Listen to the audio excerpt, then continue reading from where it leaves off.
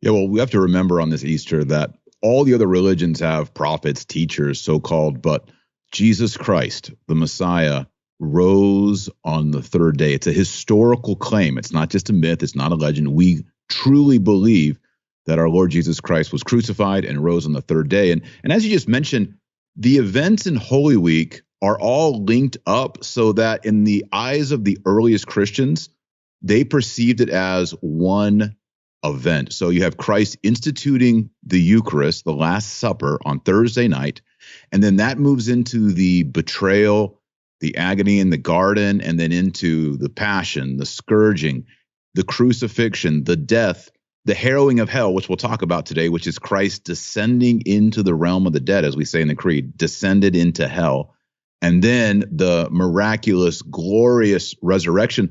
All of that is a package. It all fits together. The earliest Christians called this entire event, we call it Triduum, in Latin means 3 days, Pascha. And Pascha is the Greek word for the Hebrew festival of Passover. So we Catholics, Christians. Well, just to throw in there, because of course, Tanya, my wife, comes from the Eastern Orthodox tradition that even to her, it's much more common. She's more familiar with the word Pascha. So she would say Pascha. She would call it Pascha. They still celebrate on the older count, the Julian calendar.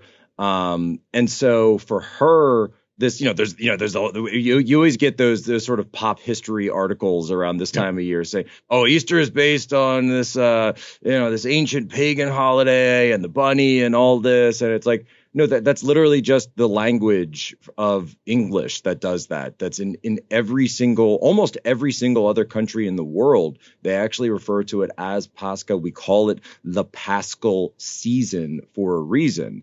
And so it's silly that they play these language games to try to say, oh, it's all based on this pagan holiday. No, it isn't. These are actual historical events that took place. And you had a great response to Joe Rogan a couple of weeks ago. I remember sharing it. Everybody should go listen to that. It's Joe Rogan's five questions about Christianity. And I remember you really, really focused on the fact that when you're defending Christianity to anyone or just explaining it, that you have to uphold the resurrection, because that is actually the singular moment that proves that Christianity, number one, is real, and then also proves that Christ is the Messiah.